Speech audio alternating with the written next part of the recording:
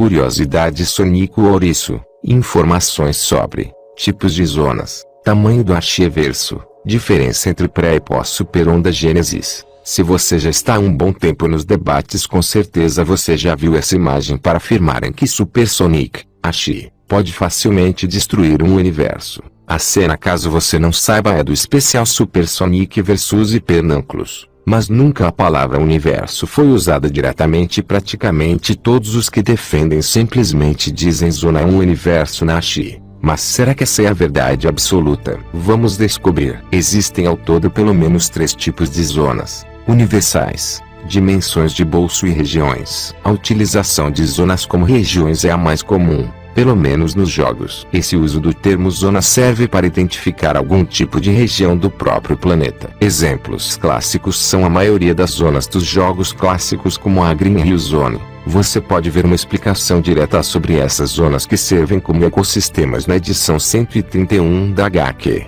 mais precisamente nesse quadrinho.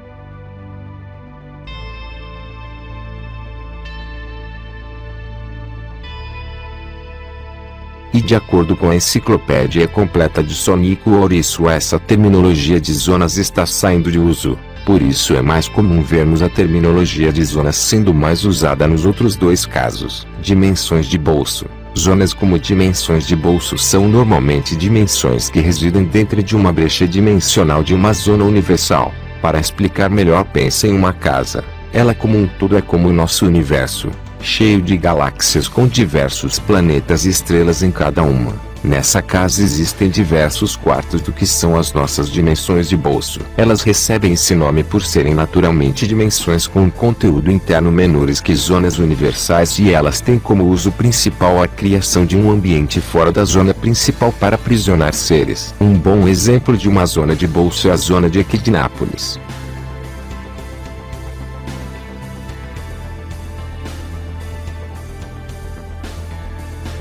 As 2 primeiras imagens são de Núcleo 5 e serve para explicar a origem de Equidnápolis, enquanto a segunda, vinda da Enciclopédia Completa de Sonic Ouriço, mostra que Equidnápolis é uma zona de bolso, e a Twilight Cage. E apesar de serem referidas como menores que um universo, normalmente, elas ainda são bem grandes, sendo espaço-tempos próprios, e podem conter desde planetas até mesmo estrelas em seu espaço.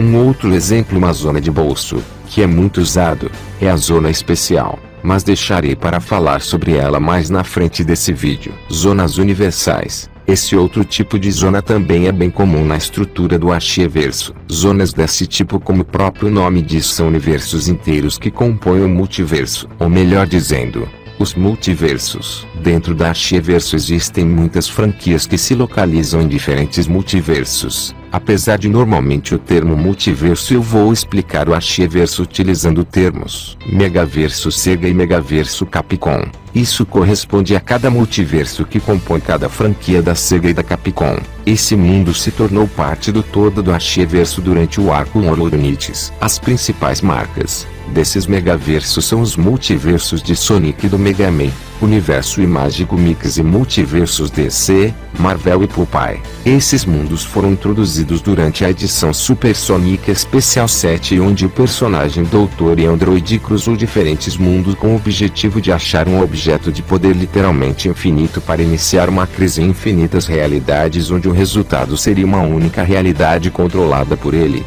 Antes de chegar no multiverso de Sonic, ele passou por vários outros, criando prisioneiros e inimigos.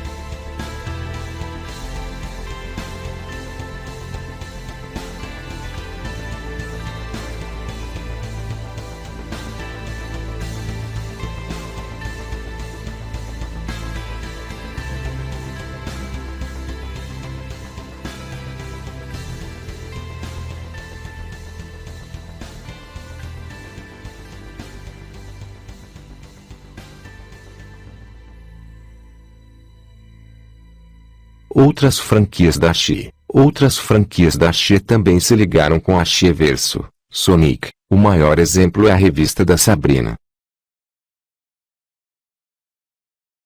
Outros exemplos também existem, mas por falta de skins eu prefiro não mencionar. Mundo real, literalmente. O nosso mundo como um todo também fez parte das zonas de Sonic como visto no especial Sonic Live.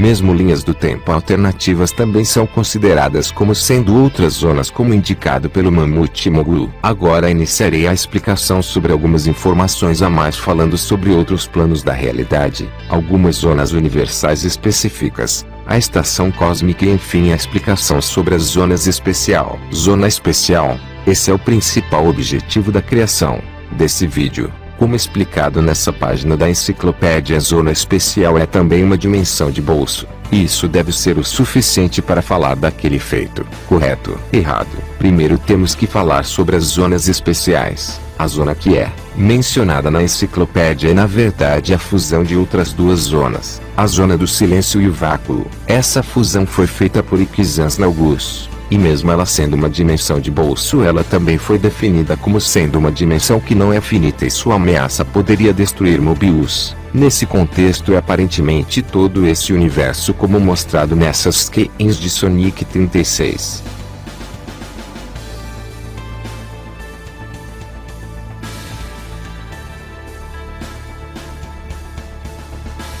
Ou seja, essa não é uma zona que é semelhante à que foi mostrada em Super Sonic vs Hyper Knuckles. Nesse caso, como a própria edição afirmou, essa zona especial é como a dos jogos. E nesse caso as zonas especiais dos jogos são definidas como sendo universos paralelos. Manual de Sonic Chaos. Zonas paralelas, do multiverso Sonic, mais trabalhadas, apesar de muitas zonas terem sido mostradas, como a zona dos lutadores da liberdade da galáxia. Algumas foram trabalhadas mais que as outras. Mobius Prime, a principal com certeza é a zona primordial. A zona que deu origem a todas as outras zonas do multiverso. Como foi afirmado na já citada enciclopédia, essa zona é como se fosse o núcleo do multiverso e todas as realidades alternativas são variações dela. Moebius, conhecida como Anti-Mobius. Essa zona é a segunda mais trabalhada até então. Ela serve como um espelho da zona Prime. Zona do Sol. Essa é a zona de origem, atualmente, de Blaze the Cat. É outra zona muito trabalhada na franquia e diferente de Moebius, ela não parece apresentar ligações com a zona Prime. Enote Time, Enote Place Zona. Essa é a zona em que se passam a maioria das aventuras que foram adaptações dos jogos nas HQs escritas pelo Ian Flynn. Essa zona contém uma história sobre os jogos da própria Sega. E de acordo com Ian Flynn, esse mundo é possivelmente o próprio mundo da Sega Sonic. A zona negativa e a estação cósmica. A zona negativa é uma zona bem especial. Diferente das outras zonas que são paralelas à zona primordial, ela existe perpendicularmente em relação a todas as outras zonas paralelas. E seus moradores são os patrulheiros das zonas que têm como trabalho manter o equilíbrio multidimensional e em condições naturais apenas eles podem viajar entre as zonas ou permitir que os outros seres viajem pelas zonas. Ela está ligada ao lugar que é chamado de estação cósmica. Este lugar cobre todos os universos do Achiverso e serve para ir para qualquer outra zona paralela do multiverso. Até mesmo os universos de outras franquias são acessados pela estação cósmica, como The Magical Mix e o do Mega Man. Nessa cena o Dr. Eggman fala para o Metal Sonic 3.8 ir até a estação cósmica encontrar o seu novo parceiro, que é um robô como ele. uma clara referência ao universo de Mega Man que o Eggman fez contato nesse período do tempo, e na edição 24 da revista do Mega Man temos essa confirmação, e o parceiro do Metal Sonic 3.8 é o Bass. Na estação cósmica é notável a existência de um tipo de linha imaginária que serve para separar as zonas em relação ao normal e suas versões opostas. O tamanho da estação cósmica é enorme, afinal dentro dela está todo um multiverso realmente infinito. E tudo nela é medido em pelo menos anos-luz, seja a distância percorrida, ou na velocidade dos veículos que atravessam. E sim, são infinitos universos no Achiverso. Antes que perguntem.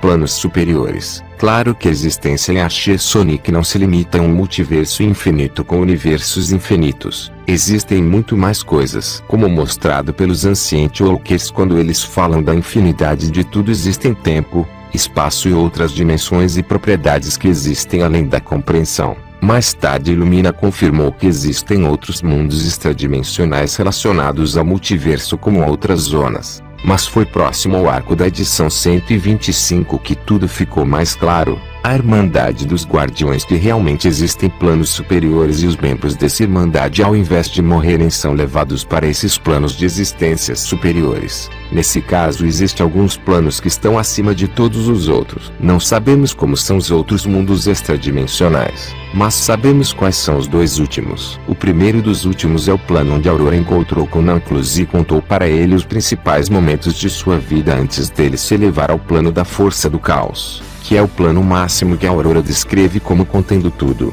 Diferente do que muitos pensam, o plano em que a Aurora se encontrou com Knuckles não é o plano mencionado nessa cena. Esse plano já é a Chaos Force. Como mostrado em Sonic 124, o Knuckles já tinha aceitado se elevar para a Força do Caos.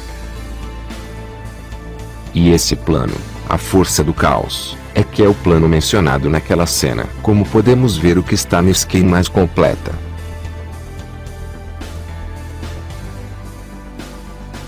Foi então que, para resolver os problemas, uma nova onda Gênesis foi executada. Essa onda foi projetada pelo Eggman e pelo Willy para se dividir em dois universos, o de Mobius Prime e o universo do Mega Man. O lado do Mega Man foi completamente restaurado por ele e o eixo do tempo foi ajeitado, mas a energia que o Super Sonic concentrou para controlar a Super Onda Gênesis se descontrolou e com isso um colapso surgiu. Como indicado por Nicole, todo o multiverso entrou em colapso em si mesmo.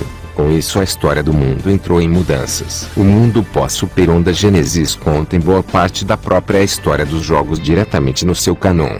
Como indicado por Ian Flynn, poucos jogos não estão dentro dessa nova linha do tempo, como Lost World e Sonic Unleashed. Para alguns personagens, desde o começo eles são parte da história das duas linhas do tempo, como Sonic, e para outros personagens eles apenas ganharam as memórias de sua outra vida.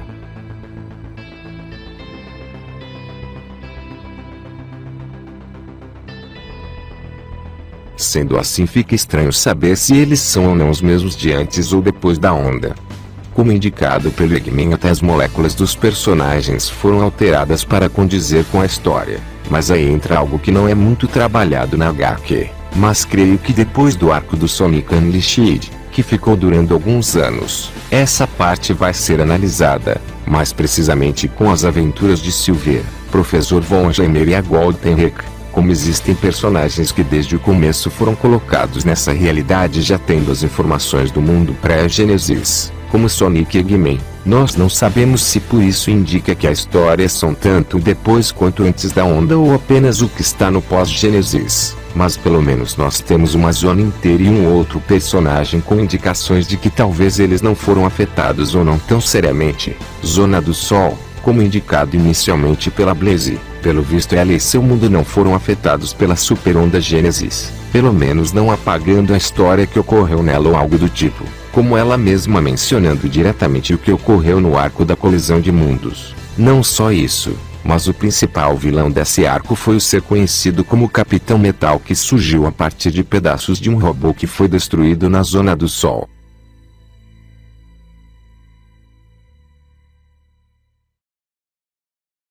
E como sua própria aparência indica, esse personagem é na verdade o Metal Sonic 3.3 que foi destruído na Zona do Sol ainda em Sonic Universe 1, antes da Super Onda Genesis.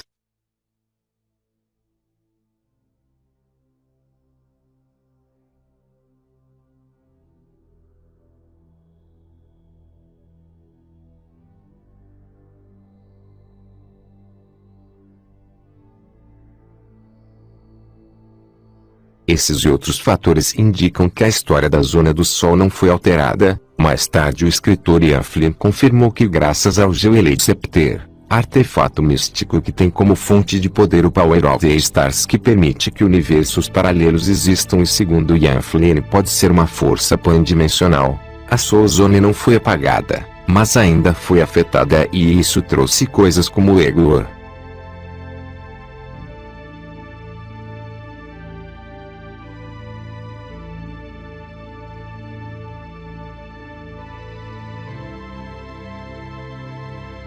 Que é na verdade Egoli vindo diretamente do evento Mundos Collidem.